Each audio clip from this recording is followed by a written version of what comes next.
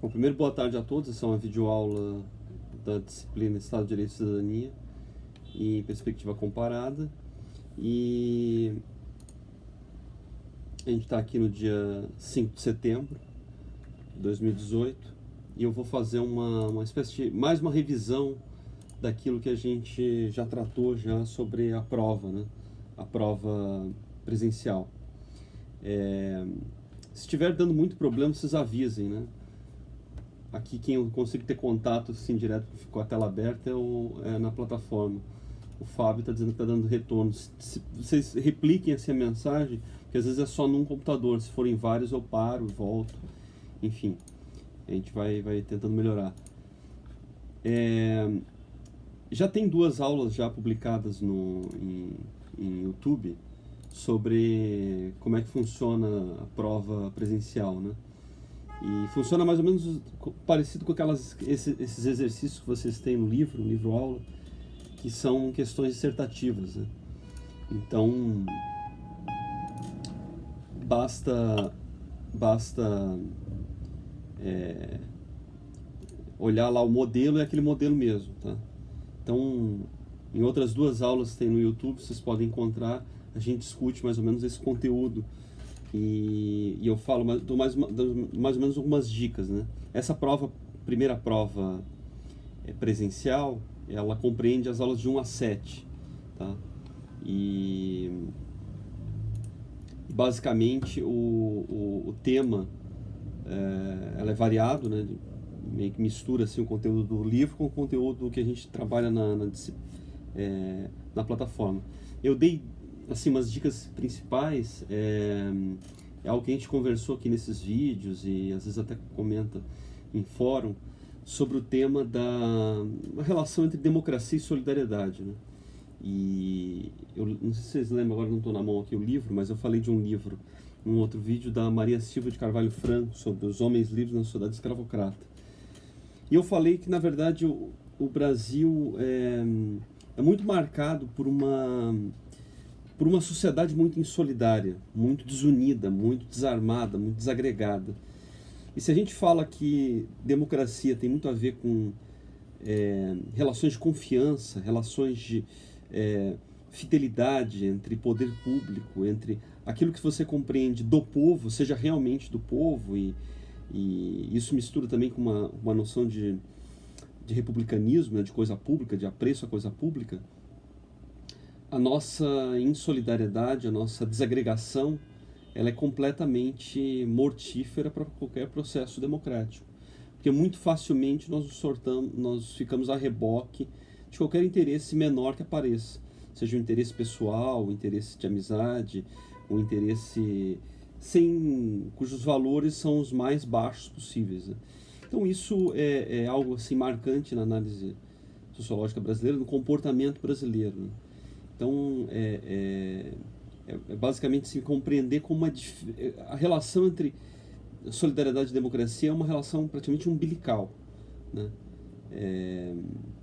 Por exemplo, se a gente for recorrer a um...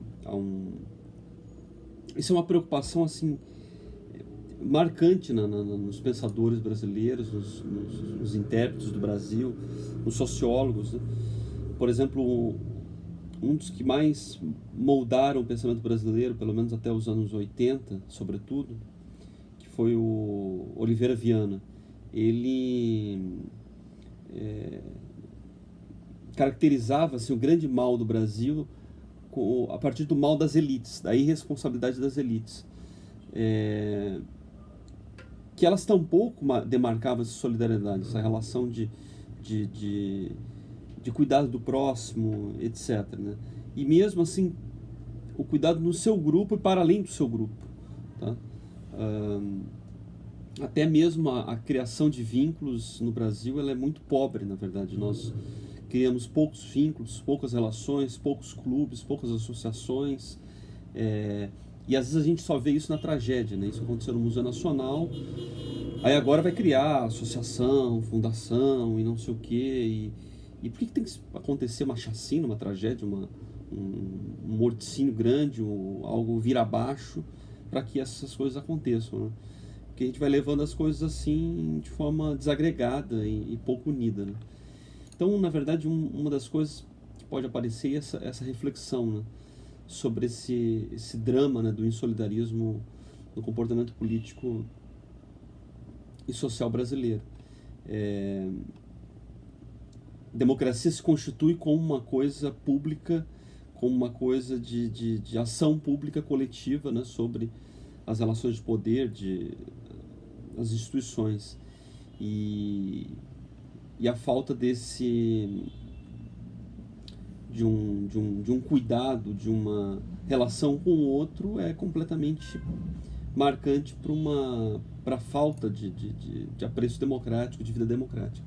Então isso é uma coisa que a gente acaba refletindo e aparece um pouco no curso e pode aparecer como questão, né? Mais uma vez eu volto até o que eu estava falando do Oliveira Viana, que o que ele colocava era que não existe, contra o pensamento liberal, tucura, assim, ipsis literi, é que ninguém vive sozinho. Quando a gente olha uma sociedade democrática que funciona, ele pegava muito, por exemplo, o caso americano, se engane quem acha que todo mundo é isolado lá, ao contrário. Você só consegue ter uma vida individual se você está protegido. Então esse fator assim de desagregação brasileira gera uma insegurança tremenda. Nós somos seres inseguros, porque nós não estamos unidos, nós estamos desagregados. Eu comentei no outro vídeo, algo que eu fico insistindo até para todo aluno que já se formou, está se formando do curso, desse nosso curso, é que formem grupos, formem associações, associação de alunos, ex-alunos, porque isso marca assim, a curto e longo prazo, né? Então isso é muito importante, esses fatores de unidade, né? Que às vezes a gente encontra, claro, em igreja, associação, clube, moradores e tal, mas mesmo assim a gente acaba sendo muito... E olha só, nós acabamos nos perdendo nas mesmas coisas, nos fiando sempre, por exemplo, nas benesses do Estado. O caso, mais uma vez, do museu, ele volta a isso, porque o grande bode expiatório é a falta de verba estatal. É porque tudo é engessado, tudo é altamente dependente da mesma coisa. Então não se cria diversidade, diversificações, fica no mais do mesmo, né? E isso, assim, se a gente pensar na evolução democrática, que pressupõe rotatividade de poder, diferenças, convive com acirramentos políticos que convivam entre si, isso é deletério, esses engessamentos que a gente vive, né? E a gente percebe que isso é muito a reboque de particularismos, liderança aqui ou acolá, e pouco uma relação mesmo mais orgânica, né, do que realmente as pessoas constituam de baixo para cima, né? Então essa é uma coisa assim que não está exatamente dentro de uma aula ou outra, né, do curso, essas primeiras 7, mas ela permeia quase tudo. Uma outra coisa que a gente também comentou é sobre as ideologias políticas, né? E eu falei numa das aulas, vocês também procurem lá no YouTube, para forma mais exaustiva, não vou me alongar tanto aqui, sobre a noção do Michael Friedan a respeito das principais ideologias, né, das 3 grandes famílias ideológicas, que seria o caso do liberalismo, socialismo e do conservadorismo. Claro que há outras, né? O ambientalismo, o feminismo, até o gaysismo, né? O LGBT.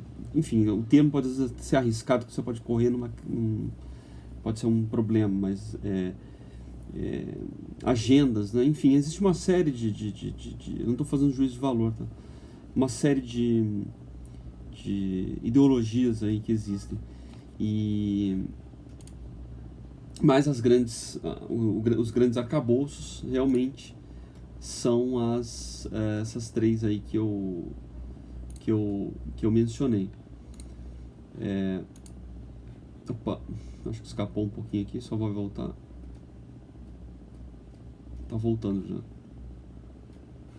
Eu acabei reiniciando sem querer. Só um segundo. Um segundo, já tá voltando.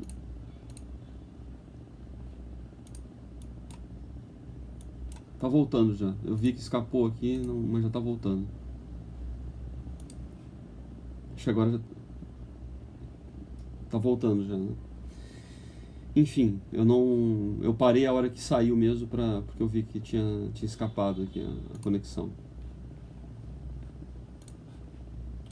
Bom, mas então essa outra parte que eu estava falando é a respeito das ideologias, né?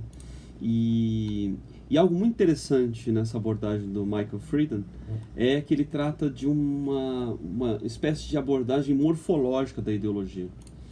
Ou seja, ela é morfológica, ela aborda muito os conceitos que marcam uma ideologia ou outra.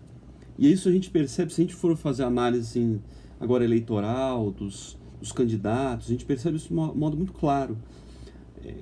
Quais os conceitos que eles abordam, quais os termos, né, utilizados, o que é mais caro, né, o que é mais precioso ou menos. Então, por exemplo, se a gente for pegar, e lembrando, dentro dessa concepção aí morfológica do Michael Friedan, é quase como se você pensasse numa ideia de círculos concêntricos. Procurem na internet uma imagem de um artista, acho que parece alemão, chamado Escher, E-S-C-H-E-R, e círculos concêntricos, concentric rings, algo assim, anéis concêntricos. Exatamente essa ideia de que uma ideologia ela tem um âmago, tá? Um centro, ela também compreende questões adjacentes, né? Termos adjacentes, conceitos adjacentes e periféricos, tá? Eu estou clicando aqui porque eu estou tentando voltar ao Hangout do Gmail, né, do Hangout, que às vezes eu não sei porque que escapa. Enfim, mas o fato é que existe essa noção aí a gente pode brincar com essas coisas e analisar através dos atores, dando exemplos. Por exemplo, se nós formos pegar agora o PT, algo que é muito caro, eu não estou fazendo o juízo assim de valores da coisa, se tem maracutaia no meio, eu estou fazendo algo meio algo mais frio, tá? Então, num partido socialista, num partido trabalhista, no caso, algo que está no centro, no âmago da coisa, no caso que nós estamos analisando aqui, me parece, de forma muito clara, o caso do igualitarismo, ou da justiça social. Então isso estaria praticamente no âmago dessa noção. De forma adjacente a isso, a gente poderia pensar a noção de Estado, que ela é muito forte e ela não necessariamente está no âmago dessa ideia, talvez desse grupo, porque você tem o partido até acima do próprio Estado. De modo adjacente, periférico, mais distante, nós poderemos colocar aí algumas prerrogativas de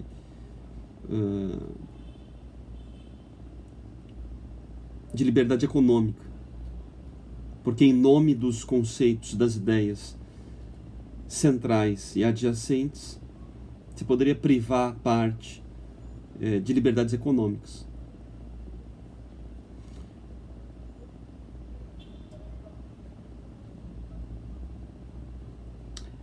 O Carlos comentou, só um parênteses, a Priscila e o Carlos estão reclamando aqui do som. Até se for mais geral do que eles, vocês informem que talvez o problema seja aqui. Mas o fato é que eu vou colocar no YouTube sim, está sendo gravado para isso. E vou tentar falar mais alto também para... O problema pode ser aqui também. Mas aqui está no máximo, enfim. O Hangout também tá dando erro direto, não sei porquê. Mas eu estou gravando para que a gente consiga depois transmitir pelo YouTube. Mas a ideia que eu estou passando é essa, então. Então essa noção de que existe um caráter morfológico para a ideologia, ela ajuda a pensar, porque um grupo político, um pensamento ideológico aplicado, ou mesmo hipotético, ele tem um âmago, uma noção assim central, tá? Um pensamento mais caro, um ou dois, enfim. Em geral, dentro da ideia do socialismo, um pensamento de igualitarismo, de justiça social. Questões adjacentes, tá? E depois elementos periféricos, que eles não são desgarrados, mas eles estão mais distantes da perspectiva central.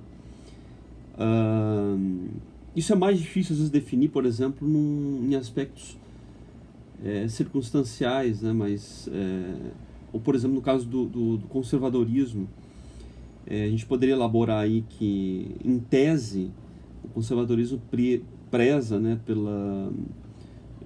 por um realismo político, por aquilo que é da sociedade, e diríamos que nesse âmago aí, por exemplo, classicamente entrariam praticamente 3 instituições, né? Se a gente pegar, por exemplo, o conservadorismo inglês, a terra, né, a aristocracia, o valor da terra, do lugar que se vive, desses valores que giram em torno dela, a igreja e as forças armadas, né? Claro que entraria também junto disso, na noção de terra, a monarquia. E aí conceitos adjacentes também apareceriam, por exemplo, digamos, a gente poderia pensar em concepções de justiça social também, de algum modo, hierarquia,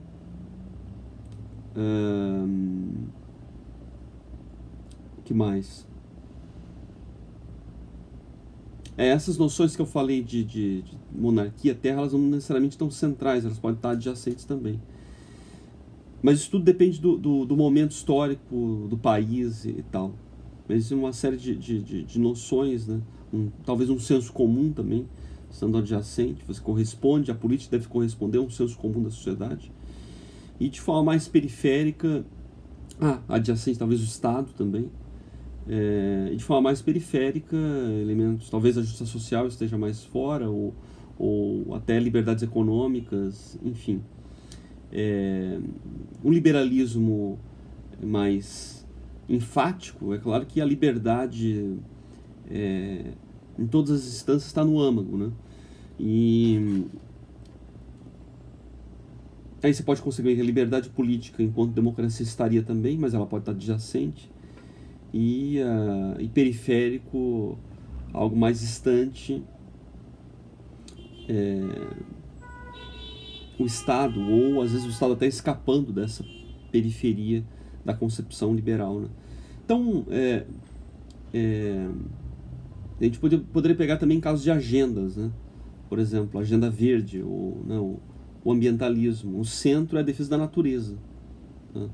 Defesa do meio ambiente, enfim. E como é que entra, por exemplo, desenvolvimento? O desenvolvimento ele vale de forma ou periférica ou adjacente, enquanto desenvolvimento sustentável. Então a gente pode ficar brincando aí com essas ideias, né? Isso tudo é para pensar essa noção de como, ao momento que a gente encara assim, alguém falando povo, alguém falando a sociedade, alguém falando mercado, que valor que é dado a esses termos, porque eles podem aparecer como âmago da coisa, como algo adjacente ou como algo periférico. Então isso a gente tentou refletir no outro vídeo. Eu estou fazendo esse vídeo agora uma lembrança daquilo que a gente falou antes, né? Então, é mais ou menos isso. Se alguém tiver alguma dúvida ainda, alguma questão, só lembrando, né, que o formato da prova ele é discursivo, então demanda, né, que vocês apresentem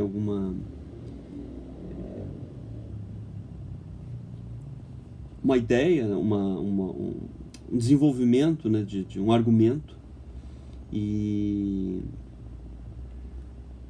vocês defendam aquilo, sejam claros, né, escrevam de forma clara, dentro dos limites colocados ali, e é muito importante ler as regras que estão colocadas ali, e não tem erro. O Fábio perguntou: com um estado fragmentado, seguir em uma melhoria se torna bem mais difícil. Eu não entendi, confesso que eu não entendi direito a tua pergunta, não.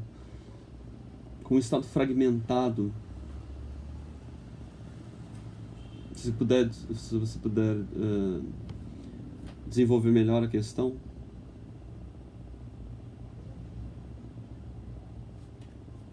Bom, se vocês tiverem mais dúvidas também, eu vou comentando, porque daí eu fecho aqui e aí começo rápido sobre um resumo das aulas, né? 5, 6 e 7. Se alguém tiver mais alguma pergunta sobre prova e tal. Vocês talvez tenham percebido que ali tem apenas 2 fóruns em aberto, né? E realmente, como perde o momento de prova, a gente dá uma relaxada.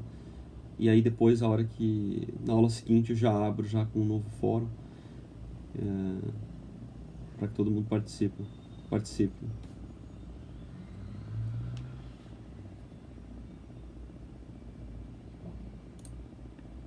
Eu estou esperando o Fábio aqui desenvolver a pergunta.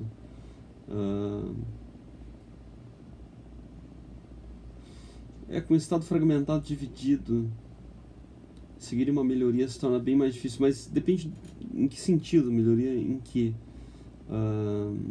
se você está falando em relação à questão anterior da solidariedade, de fato, o Estado em si como máquina, como um instrumento, ele precisa ser até dividido, porque a gente precisa corresponder àquilo que se chama princípio da subsidiariedade.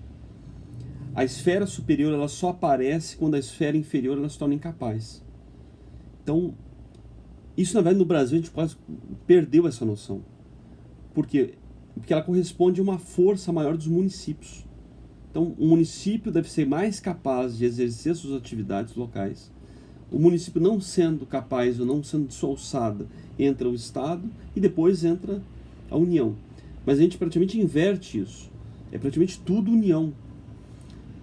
Isso decorre dessa incapacidade de unidade, de unidade da sociedade, na verdade. Porque o aparato estatal, ele pode até deve estar dividido de forma a ter controle interno, né? Esferas que uma controle a outra, e que não se torne uma coisa hiperdependente de um ente só, como praticamente existe hoje em relação à União. Estados e municípios praticamente falidos e dependentes de um ente só.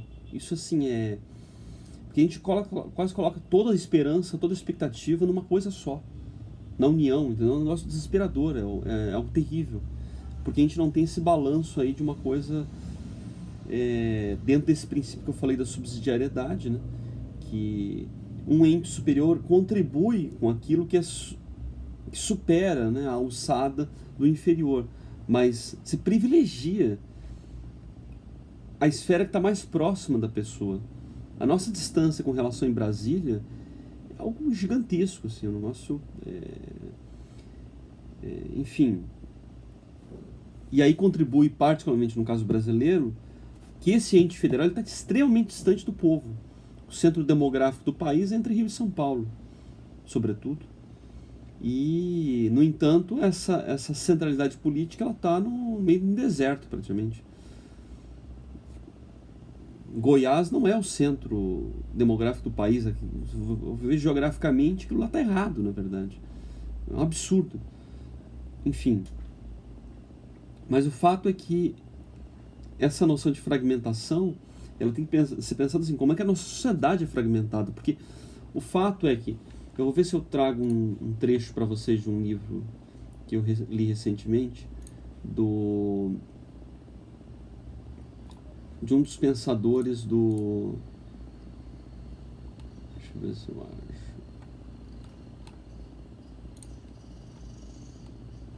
Tá aqui. De um dos pensadores do período do Estado Novo de Vargas, né?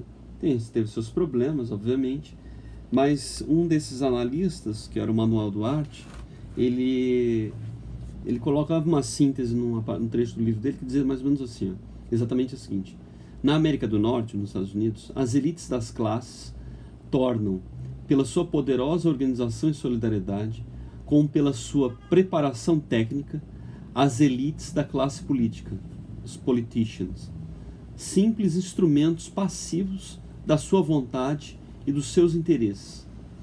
Há ali o verdadeiro padrão de um governo de elites, como eu entendo, isto é, de uma democracia de elites, e não de uma democracia de partidos. A crítica que se fazia na época era que havia um conglomerado de partidos que dominavam a política, e a sociedade, ela dizia amém a esses partidos.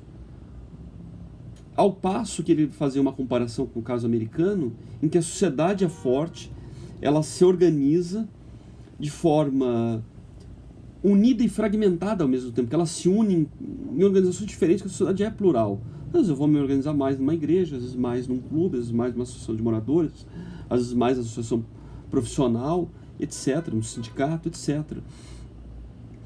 E eu vou fazer com que isso paute a classe política, e não o contrário. No caso, a crítica que ele fazia, e independente daquilo que se constituiu através do Estado Novo no Brasil, o fato é que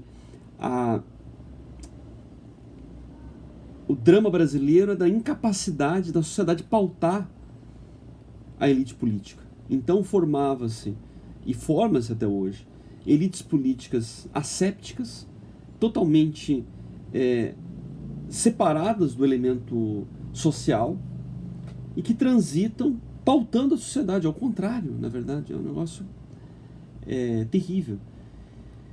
E eu acho que isso é que, né, tentando responder, não sei se eu estou ajudando o Fábio, era mais ou menos nesse sentido, né?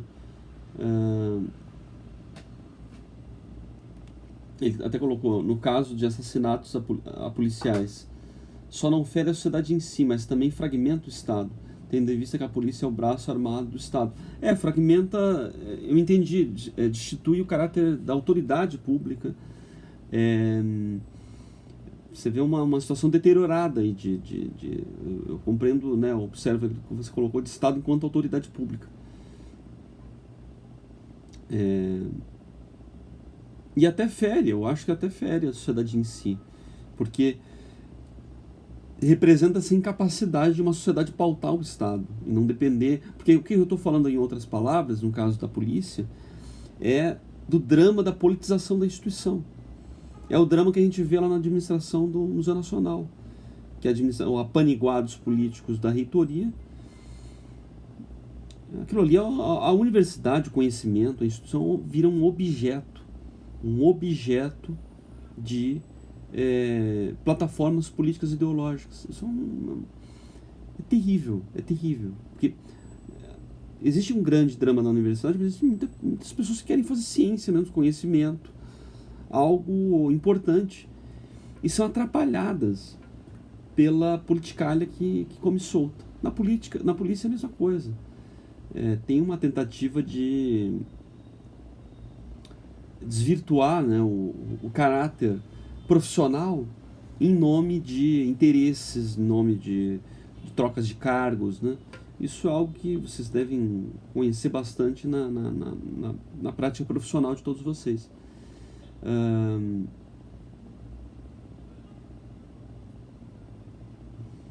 E claro, você até concluiu aqui, no caso de um inocente, né, um trabalhador, etc., também fragiliza o Estado pela incapacidade de prevenção, de cuidado com relação àquilo. Né? Eu vou citar um exemplo. Agora mesmo, hoje de manhã, eu moro em Niterói, e teve um tiroteio perto da esquina onde eu moro. Quem conhece aqui, eu moro perto do Morro do Estado, perto da prefeitura antiga, perto do Plaza, do Shopping Plaza. Aí parece que roubaram um carro e a moça, né, a moça gritou e tal. 2 policiais estavam numa moto, subiram e passaram atirando no meio de um centro totalmente movimentado, né? E aquilo ali gerou acabou que 2 tiros atingiram 2 pessoas que estavam transitando pelas calçadas. Teve uma comoção muito grande, né? Enfim, graças a Deus não foi... Foram tiros de raspão, mas o fato é que aquilo ali foi a imprudência do policial, foi, enfim, erro, né? E eu até argumentava com muitas pessoas, olha, mas sim, foi imprudente. Agora, ele, ao mesmo tempo, ele é um profissional, ele vai pagar por isso, no sentido de a cara dele vai aparecer e ele é vulnerável porque ele está dentro de uma instituição que ele é reconhecível, usa um uniforme e tal. O bandido não tem isso, né? Mas ao mesmo tempo, assim, o que eu conversei com várias pessoas, o que existe é um sentimento assim de insegurança, exatamente, de insegurança, porque percebeu-se assim, eu quase vi a cena porque estava muito perto da minha janela, e eu quase vi a cena, tiros a esmo, né? E mais uma vez eu tentava, até quando eu fui falar com as pessoas na rua, eu falava, olha, mas o sujeito quis fazer uma coisa boa, na verdade, e se arriscou por isso, né? Como vários se arriscam todos os dias. De alguma maneira não está errado também a análise dos populares quanto ao despreparo, né, do profissional em sair atirando a esmo. Ou seja, o que eu estou querendo colocar é que a sociedade fica no meio disso, entendeu? Inclusive a sociedade, se você pensar que o policial é uma pessoa por trás da farda. Porque também tá dentro de um aparato legal e fica numa situação vulnerável. Então isso é uma situação muito dramática isso exacerba o sentimento de impotência de uma sociedade, tá? Da incapacidade de agir, de pautar as coisas. Você percebe às vezes isso, mas a questão é que só se faz fazendo. Então só se muda essas coisas fazendo.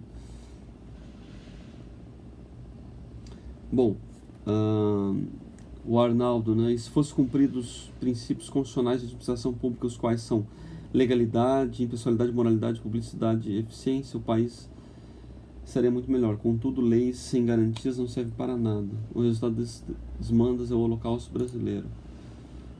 Por aí.